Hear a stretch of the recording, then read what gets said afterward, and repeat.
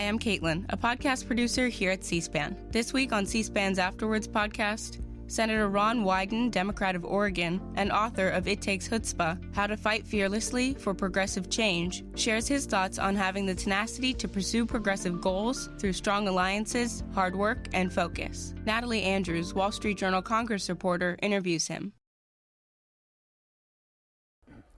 Senator Wyden, thank you so much for sitting down with me. I enjoyed reading your book. Can you set the scene for me? What caused you to sit down and put these 12 rules together, and what prompted you to take the effort to write the book? I'd been thinking about it for a long time, but what I really wanted to do was write a very different political discussion piece and make sure that it wasn't just politics.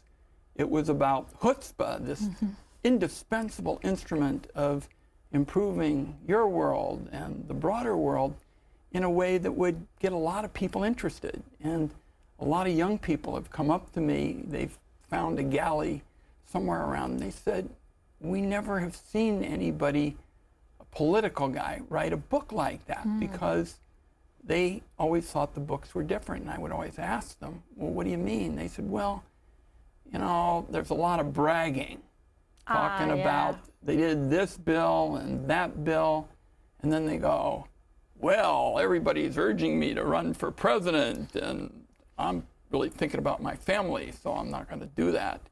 And then usually they say, contribute to my exploratory committee, 20 different websites, and you can help out. And I said, I'm going to make sure people know that one United States senator, just one perhaps, is not running for president of the United States. And I call myself the Senate designated driver. I see. And I'm going to stick around and work on protecting the First Amendment and privacy and a tax policy that gives everybody a chance to get ahead, and getting middlemen out of the healthcare system because they're chewing up so much of the $4.5 trillion we spend, and that's why I wrote it.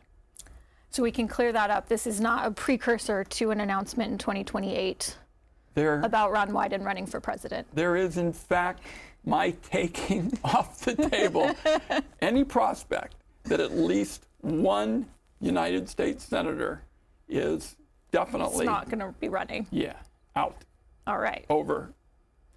You're not the first person who's told me that and then changed their mind, so we'll keep chasing you in the halls. But I did enjoy, I mean, the book talks about sports, it talks about your basketball dreams, and weaves in kind of what you learned playing sports into do you know how you became a the real senator. Basketball story that I don't use much in the book, but it's a statement I feel strongly about. I went to Cal at Santa Barbara on a basketball scholarship.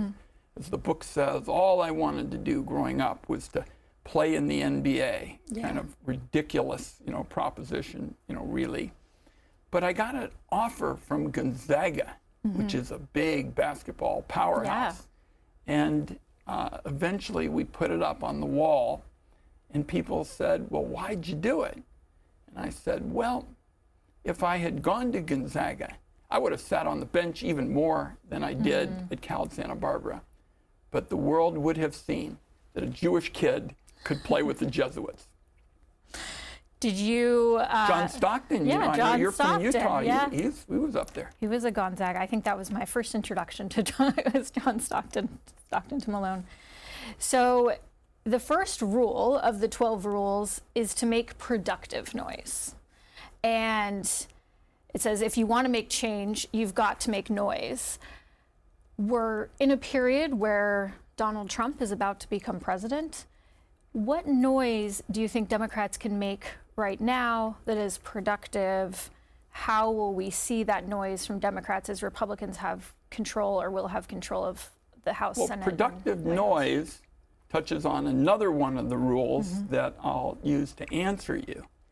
We make a point of saying that you ought to oppose bad things and do everything you can to be for good things, which obviously will be more challenging given where the votes are in the Congress. But let me give you, an example. Last Congress, the Republican chair of the House Ways and Means Committee, Jason Smith, worked with me, and together we got 357 votes, every Republican on the House Ways and Means Committee, to support a significant expansion of the child tax credit. Yeah. Now, I think Donald Trump is talking about a tax bill that's going to supercharge the breaks for the very wealthy that he already gave them in 2017. And I'm going to say, are you going to have absolutely nothing in there for kids and working families? Because the reality is, there's been a lot of evidence that shows dollar for dollar, those programs for kids and expanding the child tax credit is a huge boon. The figures showed that when it was done, there actually was a reduction in child poverty. And if you accept the proposition I do, which is political change is rarely top down, but bottoms up, and Trump tried to claim in the campaign that he was going to be for working families, but it took about 10 days after the election for him to start walking that back when he said, oh, we can't reduce food prices. Oh, he said that to time.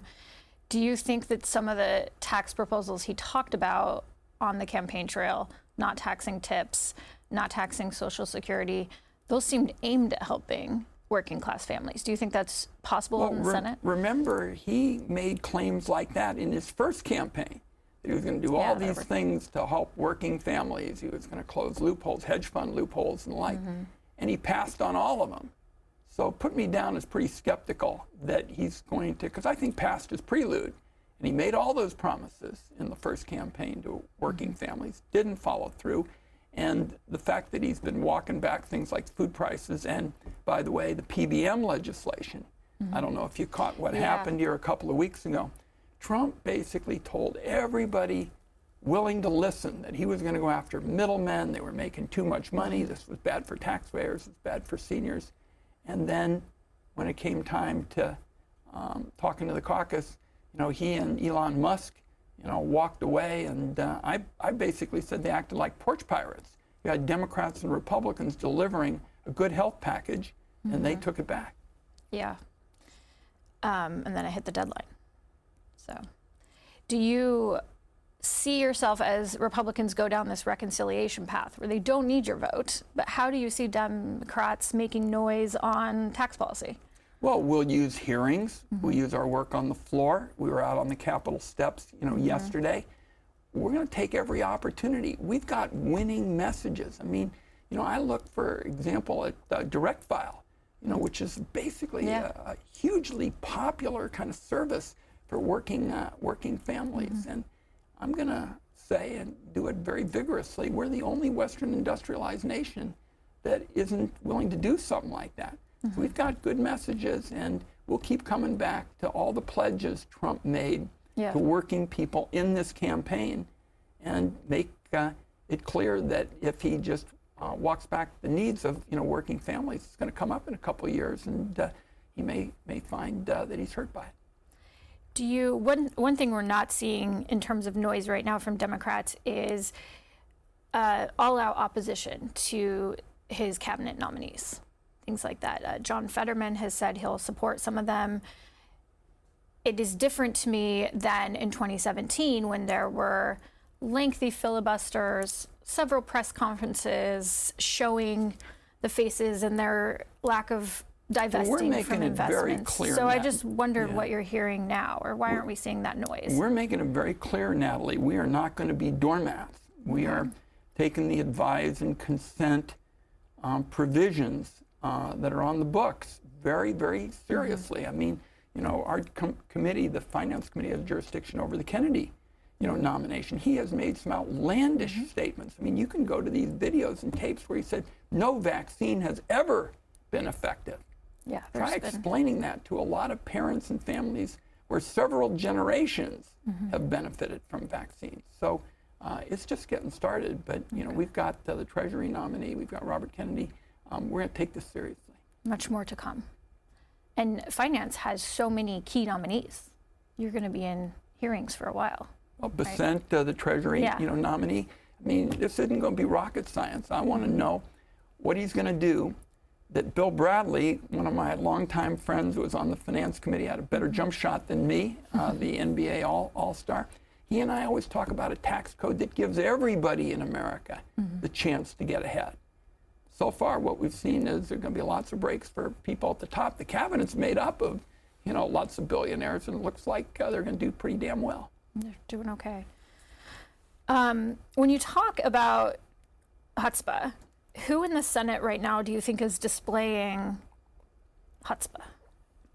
Well, I don't want to single anybody out and get them in trouble, but I mean, my friend Lisa Murkowski, I was chair of the Energy Committee, would certainly, qualify. I mean, she's always, up against it, and she's a terrific person. We have a story in there about when I went to visit in Alaska, and I was willing, because she suggested it, to eat some liquefied natural gas dipped in honey or graham crackers or something like that. Yeah, you said it doesn't taste like chicken, but what does it taste like? Not something I'd come back for seconds on. Okay. But the point is, she and I worked together. Yeah. We worked on campaign finance, we worked on energy, and part of what I'm very proud of in the last chapter deals with is that I learned lessons working with Senator Murkowski that allowed us in the Finance Committee to break 50 years worth of gridlock on climate change. That's what our clean energy tax credits did. And it seems like it's through a partisan lens, because you say there's anti-heroes who may look as though they're exhibiting chutzpah like Donald Trump. Well, the Trump chutzpah, let's be clear on this. Yeah. I believe chutzpah is inherently good.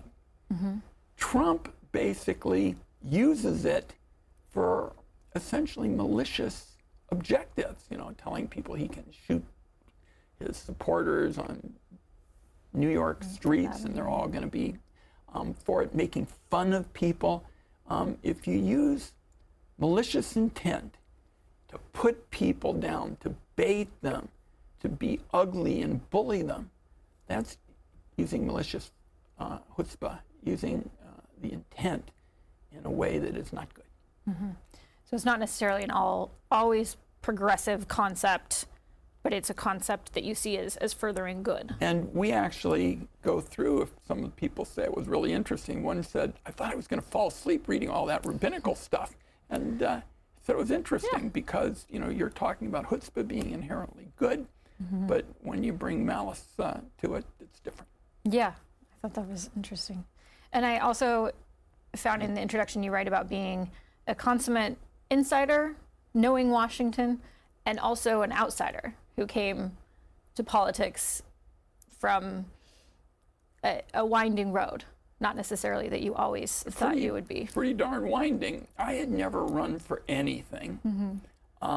As I say, I wanted to play in the NBA. All I did, and we talk about it, was kind of dribble my ball through life. My parents really despaired.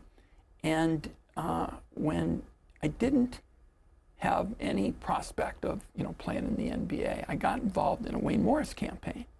And he was one of two senators who voted against the Gulf of Tonkin resolution. And senior citizens would come up and they would ask him lots of stuff. And he'd say, Ron's going to look it up for you. And I said, what do you mean? I don't even know how many digits in a social security number. And he said, Ron, it's a great field, real opportunities. And these senior citizens, eventually, after 6-7 years of working together, said, you should run for Congress. And I said, I haven't even run for school racer cleaner. So it was an unusual route. And by the way, I took on an incumbent. I beat an incumbent. And many years later, my colleague from New York, AOC, did the same thing. Yeah. You talk about working with Alexandria Ocasio-Cortez on things like the Green New Deal. Mifepristone. And mifepristone. She was the first to go on and essentially say, Ron's absolutely right. This is about science. This is not about politics. We won this fight essentially 20 years earlier. If people really want to hoot, C-SPAN put up the 1990 mifepristone hearing. And my wife owns the Strand bookstore in New York. The Strand and Powell's in Portland. I call them Michael Powell and Nancy the LeBron James and Damian Lillard of books. And she said that hearing that C-SPAN put up on mifepristone in 1990 was hilarious. And she said, I think you had more hair then. I mean, that's why we love C-SPAN. C-SPAN can find the clips way back when. I was going to grab rule number 2. You say, in a world where everyone thinks and acts for the short term, always play the long game. And mifepristone is a key example of that. Worked on the FDA approval, then years later when it came back up, you had this experience. Someone newer to politics, I didn't realize it had so many ebbs and flows just to get to market.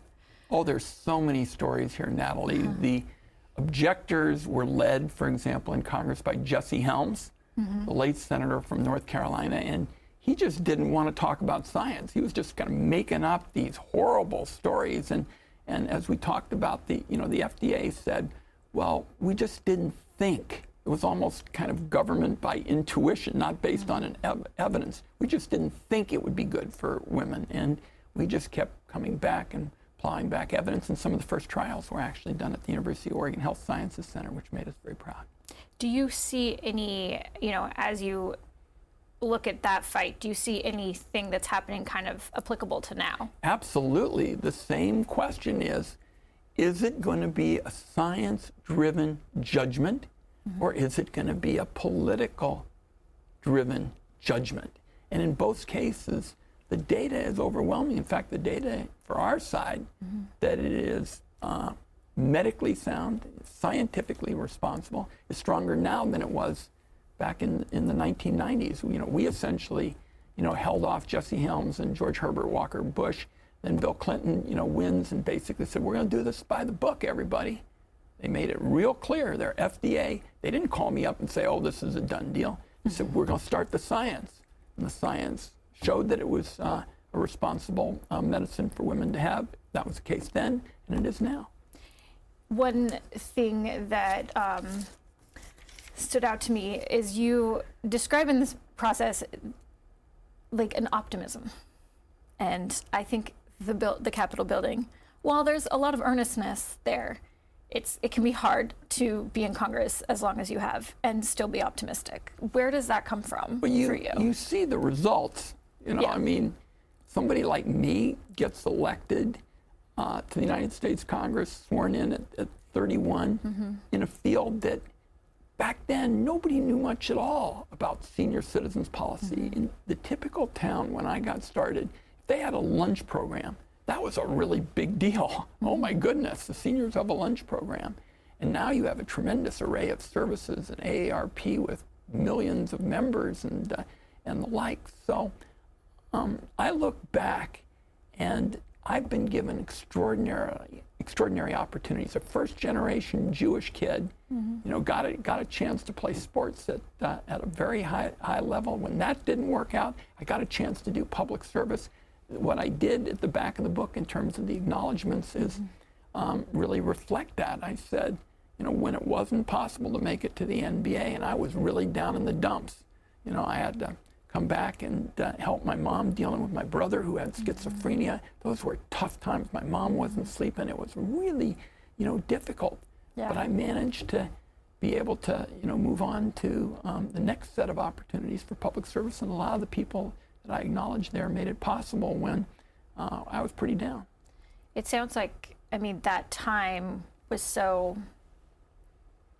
a turning point. Do you advise any young folks now? Like, what's your advice when they're going through those My advice is don't do what I did, number one, which is put all your eggs in one basket. I was convinced I was going to play in the NBA. We tell our kids, and whenever kids ask me for advice, is make sure you give yourself as many options as you possibly can. And, there are a lot of opportunities for public service that don't involve running for Congress, for God's sake. So give yourself opportunities. C-SPAN's Afterwards podcast continues in a moment. Now back to C-SPAN's Afterwards podcast. That's awesome. The third principle is leading is coaching. You've got to bring people and ideas together around a shared goal. And you talk about your basketball experience. How do you coach in Congress? Who do you see as the best coaches right now? Because it didn't seem like it was leadership necessarily. Let's talk about what we did Yeah. to get the Senate Finance Committee in 2021 to go where it had never been. The Senate Finance Committee, and you cover this stuff with the Wall Street Journal, in charge of taxes and the like. The tax code, as it related to energy, was just a jerry-built mess. It was all about something called extenders, and you'd have them for 16 months, and basically their shelf life was, not much different than a carton of eggs, and so you couldn't have any predictability and certainty and the like. And so after cap and trade went down in 2010, I spent well over a year kind of studying where to go, and one of the major developments just got finalized this week, what's called technological neutrality, so that we could promote a variety of different energy sources, and we'd say the more you reduce carbon, the bigger your tax savings. And it struck a chord with Joe Manchin, but it also struck a chord with progressives who wanted to break the gridlock. And what we did is we took the long view. And I'm telling you, that was really long, because a lot of you were writing pieces 50 years, before that day. And people wondered, was anything ever going to happen? It is truly a long...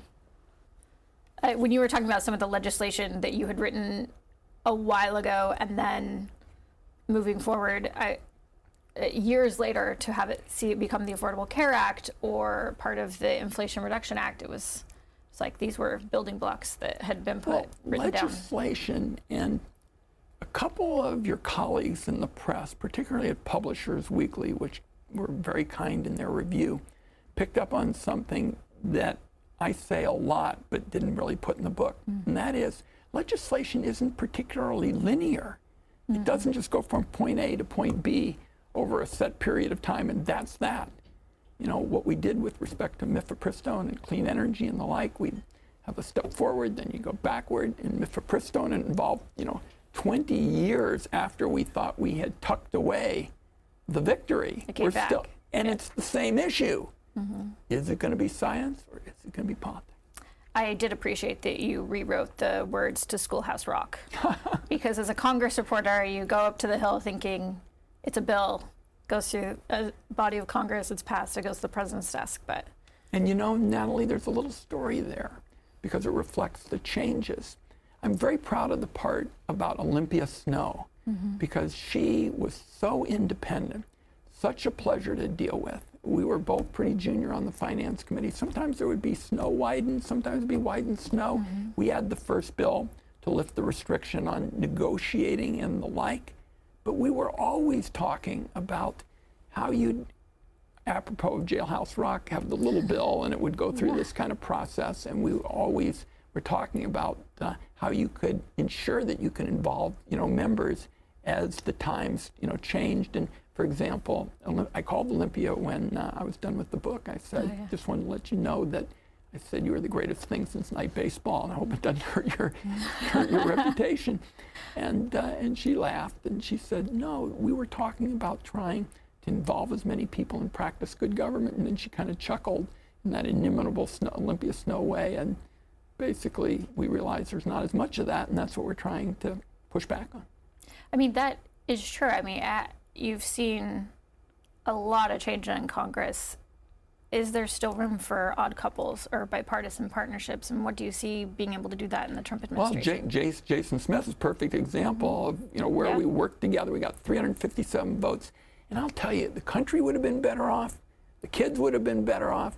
Everybody would have been better off, because if you could have gotten a bipartisan bill, and that package was about $78 billion there, you might have some credibility to make the case that when you're talking about a $4 trillion bill or whatever the Republican price tag is, that you can do it again. What happened is, after we got all those votes, and the Republican leadership in the Senate said, no way, we're stopping, we're not interested, we're not going to do anything. It made people say, well, looks like it's just going to be a big partisan show again. And I've written several bipartisan bills. I tell everybody the same thing.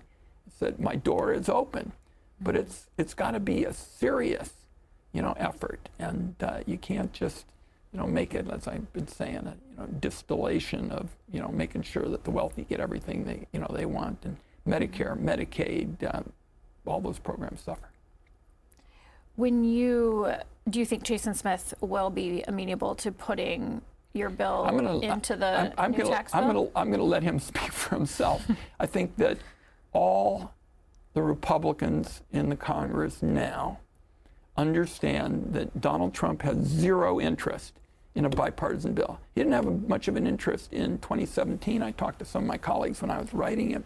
Yeah. In 2017, he brought all the Democrats on the Finance Committee, and I was the point person for him, to the White House. We were talking about Claire McCaskill and Sherrod Brown and Bill Nelson and Debbie Stabenow and the like. And it was basically just, an attempt to bully him. You better vote with Trump or I'll come in and, campaign against you. So he has not had an interest in a bipartisan approach in taxes ever. And in 2017, not a single Democrat in the House or the Senate voted for the Trump tax bill. Yeah. Now, you got to work at it to not get a single Democrat to not vote for a tax bill. Because who doesn't like cutting taxes? It's like, having hot fudge sundaes. Somebody's going to want one. But they didn't get one. And they didn't try. The Rule 5 is to start good things and stop bad things. What good things do you see yourself being able to push in the new Congress? Well, the child tax credit would be up at the top of it. Getting the middlemen out of health care. Housing would be a third example. I have a major housing bill with Dan Sullivan, senator from Alaska. There's something called LIHTC on housing, low-income housing tax credits. Dan Sullivan and I have something called MITAC, middle-income housing tax credits.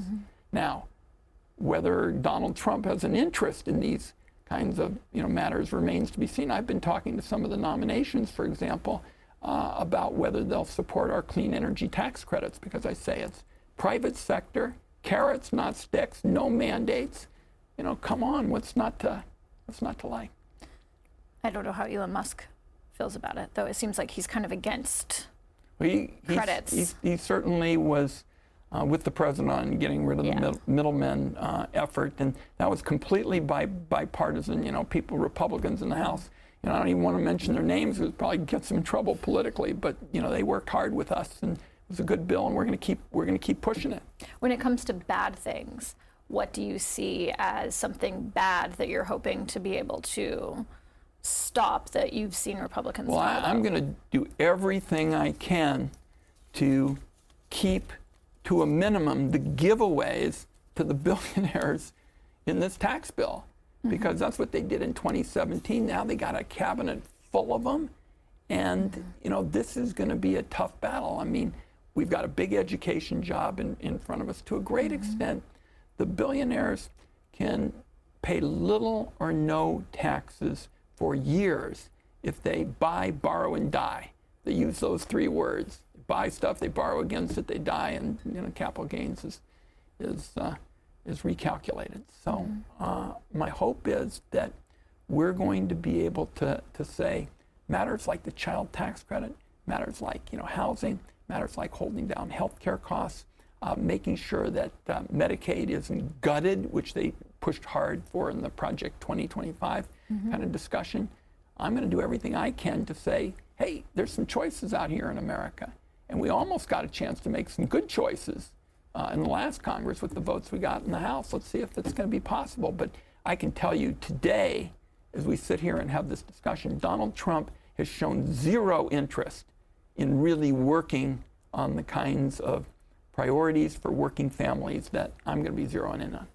And do you think if he invited Democrats back to the White House like he did in 2017, do you think you'd go, or do you feel like you've been burned from past experiences? This is second time around. I come to play every day. I mean, it's like basketball. I think that's what you get an election certificate to do. But I want it understood that you got to be serious. I mean, look at what happened this last week. We're talking about Greenland. We're talking about the Gulf of Mexico. I don't recall him talking about those matters in the campaign. No, I don't think so, yeah. He talked about how he was going to help working families. That's what we want to do. Senator Schumer made that point this week. It's true. The Greenland, Panama, Iceland discussion, or not Iceland, but Greenland, Panama, Canada has come up a lot more than... I can assure you, Natalie, in coffee shops and in Portland, Oregon, southeast Portland, where we live, nobody's talking about those things. Are they talking about holding down the cost of medicine, creating housing kinds of opportunities, opportunities to make sure they don't have to pay higher tariffs and the like on goods and services? Those are the kinds of things they're talking about, not the far out things Trump talked about this week. Number 6 is embrace the unscripted moments. And you recount the tobacco hearing, a moment that really went viral before things went viral, where you asked the tobacco CEOs. I'll let you tell the story, but I mean, that was a moment that really changed things. And I wondered, you don't get unscripted moments without a lot of preparation. But you have to know what you're talking about. You do have to keep your eyes open. See, what I did on the tobacco settlement, I was pretty junior on the health committee in the House. Henry Waxman, very up and on it.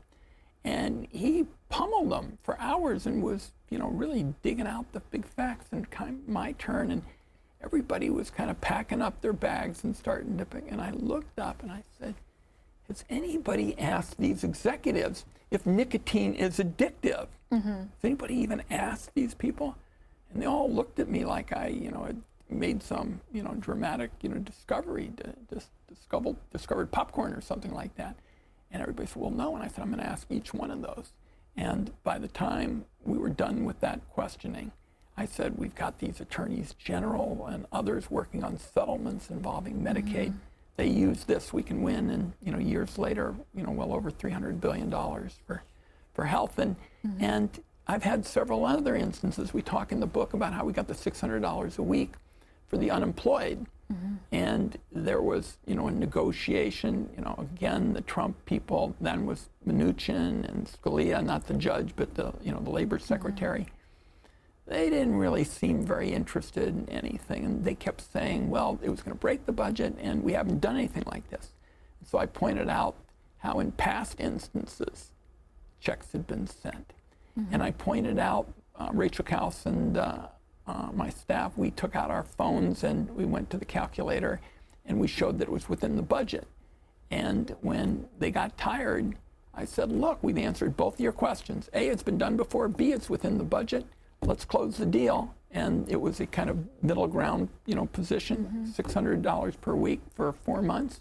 We did it, and millions of Americans were faced with tough choices about how to pay for rent and groceries or go to work and the like. Basically, had a chance to get through those months. The $600 became a Republican talking point about people were getting paid to not work, and they propelled that into, calling people lazy or saying Democrats were giving giveaways, and propelled that on the campaign trail. How do you work to make some progressive ideas not get, or does it matter if progressive ideas become soured? Or I think of the things that Donald Trump has said, things get twisted. Remember, Donald Trump lost his next election. Okay, so. In 2020, yes, he was running. They won in 2022. There were a lot of those working class comments. They've been able to kind of embrace the working class folks that say, oh, I want to work. They've been very good at twisting the agenda to social, issues. And that'll be one of the things that I talk about. I was the first United States senator to support marriage equality, and I did it with one sentence. I don't know if you picked up on that. I said, if you don't like gay marriage, don't get one. And with that, I started the effort that has worked for me, and I'm telling my colleagues, about it. Be live and let live Democrats. Most people are concerned about how they're going to pay the bills. You know what the biggest issue is in Oregon? Take a guess what the biggest issue is in Oregon. I would say the environment or the economy. The biggest issue is anything where the second word, Natalie, is bill. It might be medical bill. It might be housing bill. It might be gas bill. It might be education bill. It's not about social issues. People do not come to my town hall meetings and flood the discussion with, this bathroom, that. but they all talk about the economy. They all talk about the issues where the second word is bill. We've been very concerned about increases in electric rates at PGE, our utility, and I'm working to try to hold the rate of increase to inflation. We're not, there yet, but we're making some, headway, and I'm going to push it. But that's what people are going to want to talk about. That's why you saw us here in the last couple of days go out on the Capitol on a frigid day and say we're going to be talking about working families and their needs. And for me, when I used, and I was the first person really to be asked about marriage equality. This was like 15 years before it became a big public issue. I have never had to utter one other sentence, and I can now walk into a progressive room, I can walk into a conservative room, and everybody nods their head, and people who may differ, with me, politically or on my, position, got it. This is, he's going to tell us what his position is, and he's going to move on to the things that he thinks are the big economic issues, and we'll do well with that. Seems like there's a division among Democrats on how to win back the working class. Is it progressive ideas? Is it a big new plan? Or is it more so-called centrist or moderate ideas trying to win back swing voters? Again, people don't come to my meetings and ask those kind of issues. People ask, well, why'd you put progressive on the, the title? I said, well, the choice really is, are you going to make progress in America? Like get rid of these middlemen, in healthcare, make sure that there's starter homes for, young people, or are you going to go backwards, which is essentially what the Trump administration is doing on so many areas of progress. It also seems like the definition of what progress could be somewhat arbitrary. A Republican may have a different idea than a Democratic. In living rooms across the country, I'll always take my odds when I'm talking about something that's going to hold down food costs, get rid of middlemen in healthcare, and hold down, prescription drug prices, make sure that young people have a chance to pay the rent and get a starter home. I'll always take those odds. We'll see. So rule 7 is ideas are seeds of change. Find them and plant them wherever and wherever you can, or whenever you can. And how do you work to make sure, there's so much out there that you could work on as a U.S. Senator. Where do you find the right ideas? How do you decide what gets filtered to the top? Well, I do focus, as I just said, on issues where the second word is bill. But I decided when I went into public service, and maybe when I'm done, my wife always gets asked, what's your husband going to do? She says, he's going to shoot baskets and drink chocolate milk with his kids. And I always say, maybe I'll think I didn't do it right. But I decided early on that the best approach was to come up with good policy, good ideas, and then work like hell to get them done. If you don't get them done, then they still don't happen. But what really breaks down around here is too often people do their politics first, and everybody goes, oh boy, what do we do? Let's go out and try to think up a good idea. And I decided that I wouldn't do it that way, and that's why, finding good ideas. And I start with the proposition that good ideas are the foundation of principled bipartisanship. Bipartisanship is not about taking each other's crummy ideas and then putting on a blue suit and a red tie or whatever it is, and then go run around and say, look at us, we're bipartisan. I really think that the key is to be a principled bipartisan, not one who's basically looking for ideological triumphs. Because ideological triumphs, at a minimum, basically ensure that there's going to be more polarization in the future. And if you haven't done what you need to do to invest people in a good idea, first opportunity, they'll get rid of yours. Yeah, it's interesting that we've seen Republicans and Democrats, and then now likely Republicans, use the reconciliation process because some things end up feeling a little bit like a ping pong. They get passed, and they get canceled, and they get passed. The first thing I felt when I saw that the Republican Senate leadership wouldn't be for a bipartisan tax bill last Congress, no matter what, I said, what they're doing is, sending a message to the country. They just want to bulldoze this thing. They have no interest in something like what was done in 1986, where both sides try to find some common ground, and Bill Bradley and I talk a lot about this, and I think the country suffers from it. If we could have had a bipartisan bill in the last session of Congress, I think it would have been good for the country, both in terms of the prospects of doing the right thing on the economics, but also would have chipped away at a lot of the polarization.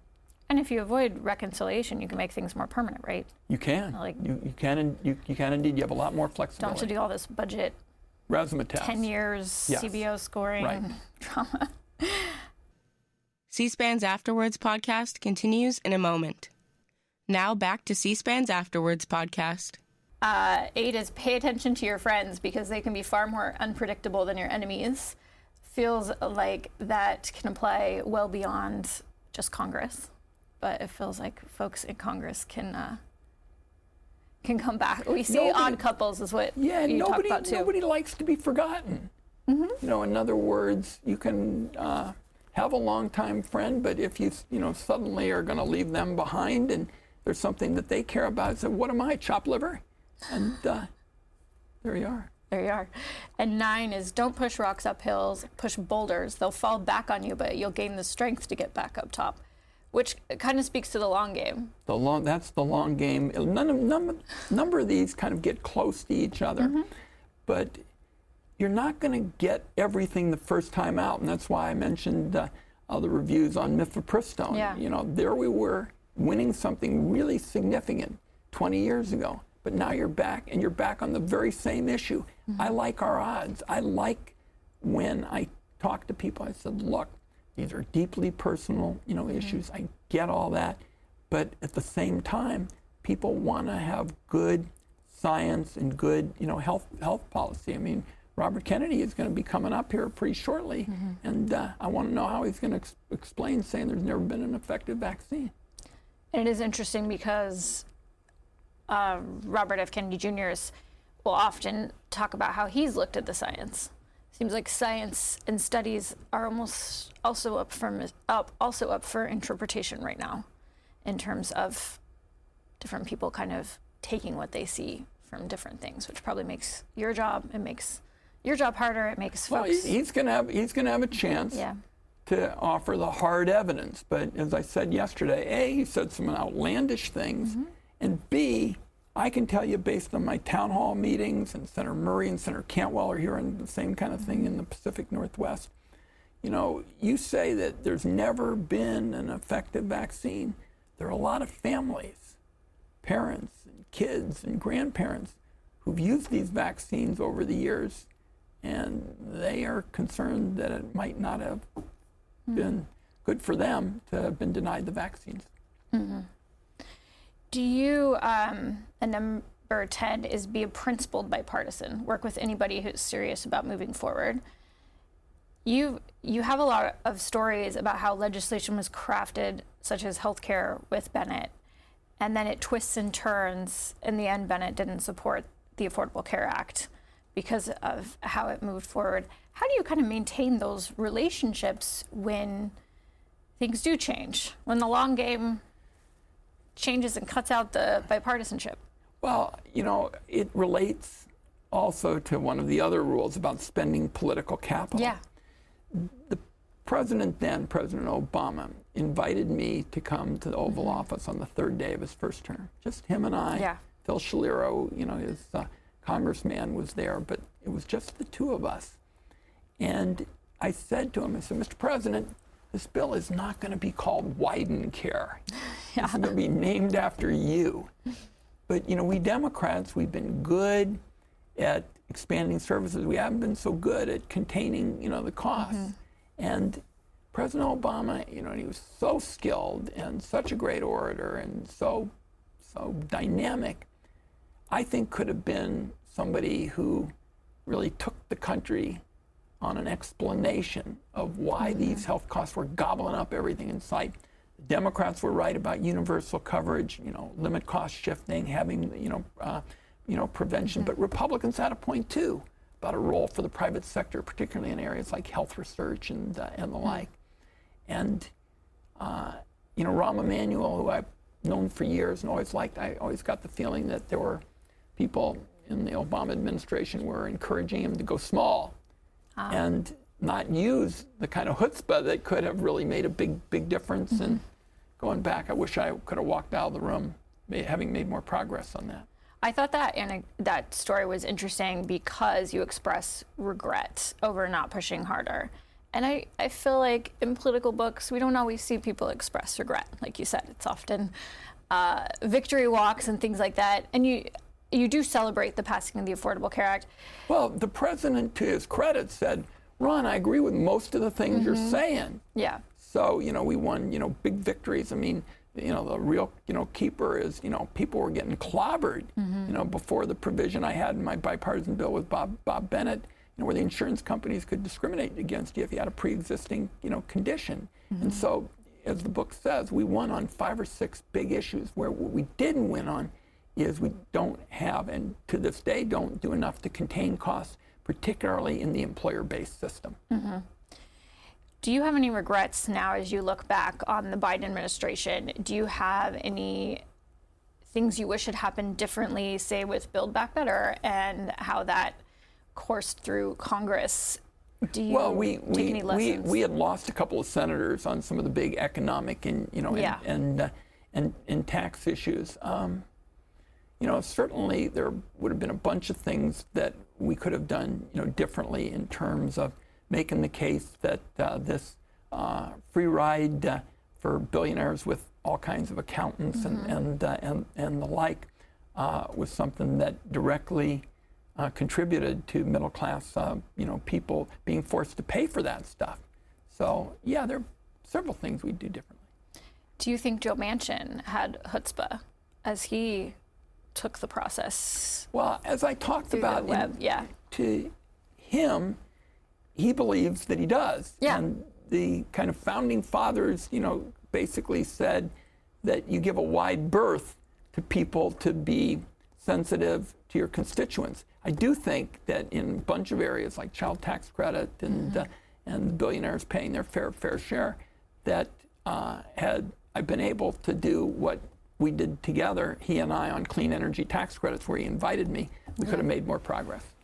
That is one thing that stood out to me about chutzpah, reading about it, is a lot of people operate kind of with their own moral compass, and maybe they get to different results on what they think is the best thing to push for. Well, my view has always been, you have to take people where you are.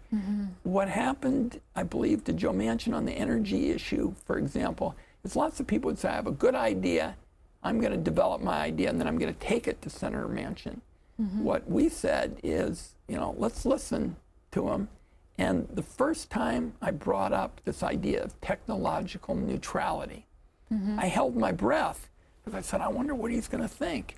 And he said, well, does that mean my guys, being carbon capture and nuclear and things like that, are they going to be able to play in this technology neutrality thing? And I said, absolutely. That was the whole point of it, is to try to save for the future. So, Joe, 30 years from now, nobody has any idea what the carbon reducers are going to be 30 years from now. Let's have a new lane to promote good science and good innovation. And he said, I can be for that. And that's how we got the bill. You write that the Democratic Party is more like a family. How do you think the family discussions are going since the election? What do you think is the best thing for the party to embrace? They are going in a spirited fashion.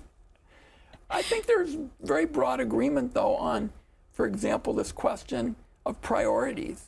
When I tell any Democratic group I want a tax code that gives everybody in America the chance to get ahead, they know right away that what's going on is that the billionaires are getting all these tax breaks and they're being paid for by working families. And so I think on these big issues, holding down healthcare costs, expanding housing options, first starters, tax fairness, I think there's a real consensus. I think there'll be some debates in other areas. And one of the things I mentioned is, I'm trying to take a very clear route on these social issues to say these are very difficult, they're very personal, and here's what's worked for me. And I can go, on Southeast Portland, pretty liberal, but I can go to the small rural counties in Eastern Oregon. People can ask me about those things, and they walk away and say, Ron's a live and let live guy. We got it. End of discussion. And that, I mean, we kind of covered 11, which is compromise. You're a glutton for punishment, Natalie, and you want to go through all these rules. We're almost done. Compromise isn't about horse trading bad ideas for each other. It's about blending good ideas together, which it seems like ties to, you know, when you talked about Joe Manchin. I had a lot of thoughts about 12. Political capital doesn't earn interest. It's worth nothing if you don't spend it, because you do see some politicians that enjoy having that political capital, but don't ever put themselves at risk of losing it. If you really want to make the most progress, which is, as I say, the real essence of kind of the book, you got to be willing to put some reforms and some ideas that people would say, I never heard about that, but I'm willing to think about that. That could be a real winner for my people. We've never heard about that. It does seem like the House especially, because it changes every 2 years, you do see new faces come up and they have ideas that people were not talking about, whether for better or for worse. Suddenly, we mentioned Congresswoman Ocasio-Cortez, but the way certainly climate was an issue in Congress, she talked about it, called it a Green New Deal, and that allowed a lot of previous legislation to kind of come back into the conversation. They were very supportive. There's a section in there about her and Ed Markey, and I called Ed and I the kind of old bulls. He's been such a leader in this field. We talked about the clean energy tax credits, and it was very appealing, to them. And they said, come be part of this, discussion. And the Senate Finance Committee, late in the spring of 2021, was willing to go on clean energy tax credits where the committee had never been in 100 years. For 100 years, it was just all about ladling out some legacy tax break to some powerful interest. And if you had a friend on the Finance Committee or the Ways and Means Committee, you got what you wanted. And we said nuts on that. In fact, when we started, I said, my goal is on these clean energy tax credits is to throw the energy provisions of the tax code in the garbage can. We didn't get all the way. We got pretty close. Who do you think, as you look outside of Congress, do you have any folks that you're thinking demonstrate chutzpah outside of Washington? Well, I don't want to get in the business of starting to pick people because they'll say, oh, Ron's already said so-and-so is a presidential candidate. But I think that those who want to wear the leadership mantle here, coming up, ought to be really clear about the kinds of things we're talking about. I mean, you haven't asked me any kind of abstract questions. You've been asking me about the nuts and bolts of how policy is made. How do you reach the judgments that you're making? And I think that those who want to be leaders in America, need to do it. I mean, we wrap up the book with some ideas in terms of climate change and the like. But I think that wasn't the point of the book. The point of the book was to talk about the priorities. Here's some ideas for the future. Let's make sure we're going to be ideas driven. And you think people who are not leaders necessarily with an elected position, they're the ones that kind of show that chutzpah, like a Ron Wyden who is learning about elder care and trying to make change then? Well, it was a good fit for me, and I like to think it'll be a good fit for others. The stark aspect of this debate is communication, and we haven't really talked about the internet and my role in technology. I showed up in the Senate, and only Pat Leahy knew how to use a computer. And I had written with Chris Cox the Section 230 law, frequently called the 26 words that created the internet. And now, as a result, people have a lot more opportunities to be part of an ideas-driven, debate. And I'd encourage young people to do it. And that's what I say when those young people came to me, and this was just a handful, so it's not like hundreds of thousands. So we never have seen a book like this written by a political guy. I said, you've made my day. I'm going to go have 2 hot fudge sundaes. I'm a happy fella. And that's the opportunity that I think is out there for people who want to use their chutzpah. Everybody's got it, and that was the point of the book. Sounds good. Well, thank you so much for this conversation. Let's do it again. Let's do it again. All right. Thank you.